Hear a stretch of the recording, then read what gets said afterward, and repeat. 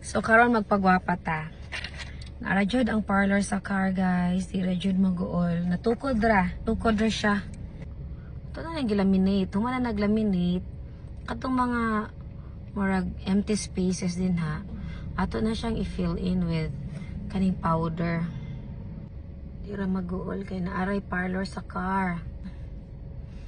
Naka-blush on ako. Ka-lipstick na ko. Eyeshadow. Umantay brush. So, kamot lang gamiton, guys. Kay kapoy may tag brush. Ang butasa na to. Madugay ta. More than 5 minutes sa tatong video. Tama na na.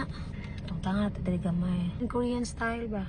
Magpag-glitter-glitter ta. Murag Christmas everyday. Bisag tired ta. Murag gula gikapoy. Happy ang aura. Happy ang heart. Ang buhok lang ang sad. Kaya nga itong i-ayos ay. Sa unsa na lang yun na alias kilid mo na lang yun na. Kuya ka kung magbugkop.